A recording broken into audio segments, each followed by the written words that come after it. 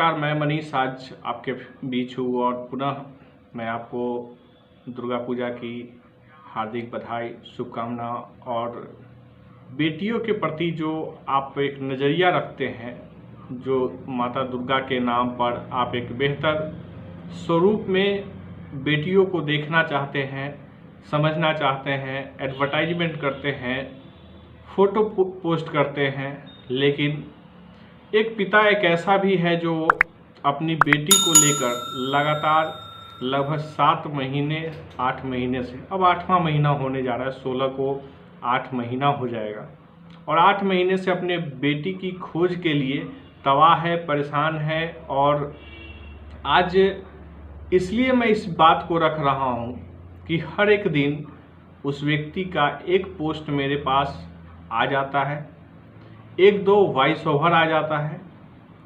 अब समझ के देखिए कि मैं अपनी बात ही रख सकता हूँ। पुलिस की जो व्यवस्था है, भारत की पुलिसिंग सिस्टम है, उसको देखकर यही लगता है कि इस देश में, भारत में लोकतंत्र की संभावनाएं अब नहीं बची हुई हैं। पुलिस को एक अंग्रेजी हुकूमत की भांति यह अधिकार दे दिया गया है कि आप अपराधी ज़्यादा से ज़्यादा पैदा करें, जन्म दें, ताकि लोग राजनीतिक दलों को चंदा दे सके, राजनेताओं की गुलामी कर सके, पैरवी के माध्यम से राजनेताओं की दरबारी कर सके, अधिकारी पदाधिकारियों तक अच्छी मोटी रकम की कमाई दे जा सके। मैं आपको बता दूं, मैं बात कर रहा हूं खुशी की। खुशी वही खुशी जिसका तस्वीर आपके स्क्रीन पे आ रहा होगा। इस बच्ची का अपहरण 16 फरवरी 2021 को लॉकडाउन पीरियड में हुआ था, जब बिहार में लॉकडाउन चालू था। आप समझ के देखिए कि वहाँ के एसएसपी जयंत हैं और जयंत ने अब तक कोई कार्रवाई नहीं की, किसी प्रकार की कोई सुगबुगाहट तक नहीं आई। एक बच्चे की गिरफ्तारी हुई, वो भी परिवार के कहने पे।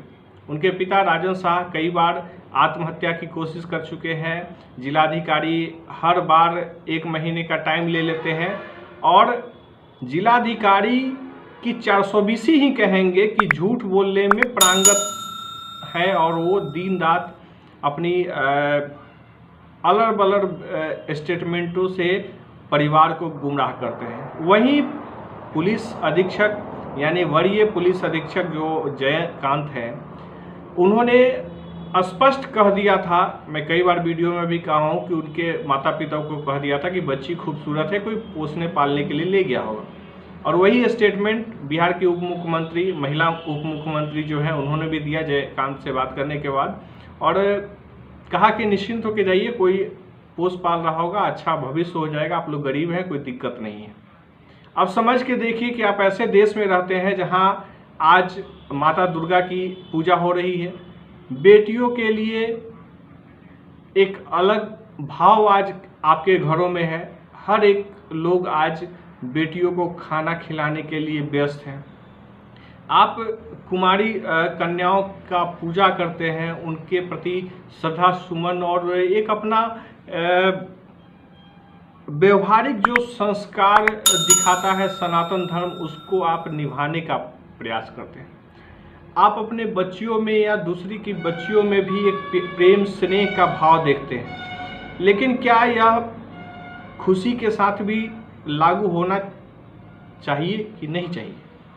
क्या खुशी के माता पिता या खुशी जहां भी हो, 8 महीने लगभग हो गए, अब तक कोई भी इंफॉर्मेशन उसके बारे में नहीं मिली, वो जिंदा है, उसको मार दिया गया, उसकी किडनैपिंग किस वजह से की गई, या उसको कहीं विदेश भेज दिया गया, या किसी राजनेताओं के, देखिए शब्दों का चयन करने में भी बड़ी तकलीफ हो जाती है ऐसे प्रकरणों में, लेकिन आपको विचार करना चाहिए कि क्या माता दुर्गा की पूजा अर्चना के साथ आप यह मानते हैं कि भारत का संवैधानिक स्ट्रक्चर बेटियों के लिए खासकर, क्या आज के दिन आप यह शपथ लेकर के अपने दिल दिमाग से यह सोच सकते हैं, बोल सकते हैं कि हाँ, बेटियों के लिए यह भारत सुरक्षित है?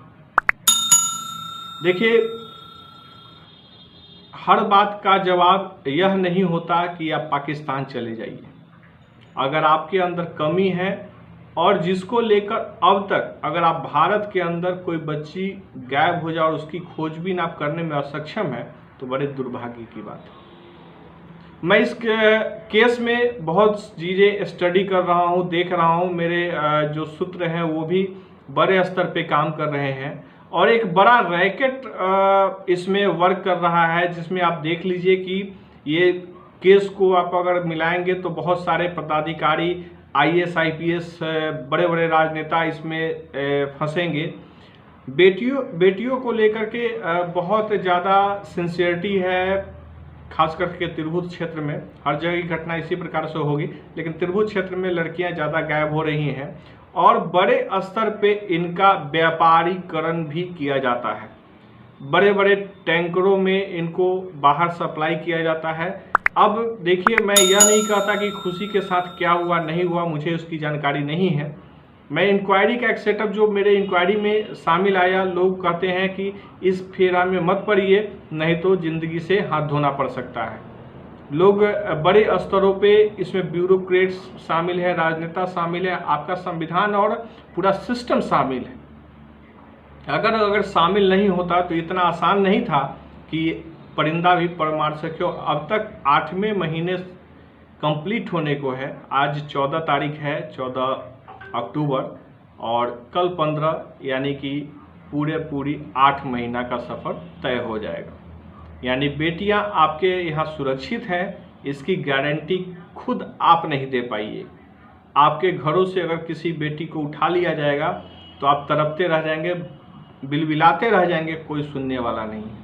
कुछ दिन पहले एक वीडियो भी सामने आया था और एक बच्ची बरामद भी हुई लगभग 1 साल के बाद। एक जनप्रतिनिधि ही उसको कहीं ना कहीं और पुलिस की मिली भगत से कहीं छुपा के रखे थे और बहुत बड़े लेवल पे स्कैंडल मुजफ्फरपुर में सामने आया। लेकिन बहुत सारी बातें खुल नहीं पाई क्योंकि यहाँ की संवैधानिक स्ट्रक्चर और कानूनी व्यवस्था और मौत का जो साया होता है लोगों को बोलने पे मजबूर भी नहीं कर पाता है। उसकी वजूद ही इतनी बड़ी नहीं होती है कि वो ऐसे लोगों से पंगा ले सके। पुलिस अपने सिस्टम के अनुसार काम नहीं कर रही है, बड़े दुर्भाग्य की बात है। मैं एक बार फिर से आप सभी से आग्रह करूंगा कि जो इस बेटी की जो फोटो मैं लगातार आपको दिखा रहा हूं, ये खुशी है। राजन शाह इसके पिता हैं, मुजफ्फरपुर के रहने वाले हैं। 16 फरवरी 2021 को लॉकडाउन में यह गायब हो गई थी। बहुत सारी जो जानकारियां हैं वो उनके पिता ने ही उपलब्ध करके पुलिस को दिया। पुलिस ने अब तक किसी भी प्रकार की कोई कार्रवाई नहीं की है। मैं दुर्गा पूजा के इस नवमी में आपको आग्रह करता हूं कि जिस प्रकार से आप बेटियों के लिए और बेटियों के प्रति आप जिम्मेवारी आज दिखा रहे हैं, इस बेटी के लिए भी अपने यहाँ बैठकर दुआ करिए, ईश्वर से मनाइए कि मानवता शर्मसार होने से पहले यह बेटी अपने घर लौट आए, ताकि भारत की संवैधानिक संरचनाओं पे सवाल जो लगातार खड़े होते हैं, मैं खुद भी उठाता हूं, खास करके पुलिसिंग सिस्टम को लेकर, कम से कम मानवता के नाते कभी तो इंसानियत जगे और इस बेटी को न्याय मिले, बेटी लौट के घर आए। एक विचित्र सी स्थिति बनी हुई है। मैं जब आपके साथ वार्ता कर रहा हूं, मैं खुद इस बात को लेकर के बहुत चिंतित हूं। हर रोज़ शाम में मैं सोने जाता हूं तो उस पिता का एक पोस्ट आ जाता है, व्हाट्सएप पे मैसेज आ जाता है कि आपकी भी बेटी है, इसके लिए कुछ आवाज़ उठाते रहिए।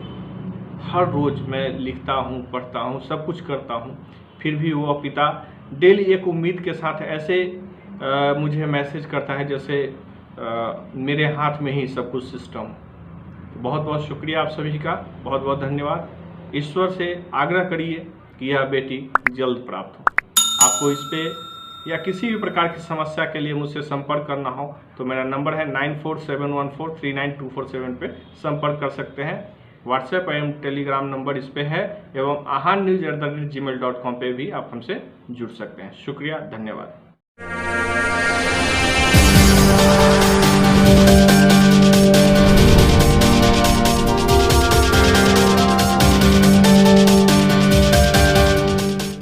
हिंदूवादी राज्य जब मैं कल पढ़ा अभी पूर्ण बेटी रूपेण के से नाम, भारत में उत्तर प्रदेश को माना जाता है। लगभग 2 घंटे तक और मुझे उत्तर यह प्रदेश होश नहीं में रहा अब चुनाव की बिगुल बजने ही मैं वाली इसको है। क्या- 4.5 साल का आज आपके सफर तय हो बीच चुका है। शुक्रिया अब के तेजी संबंध से में कुछ बातें रखें। घटना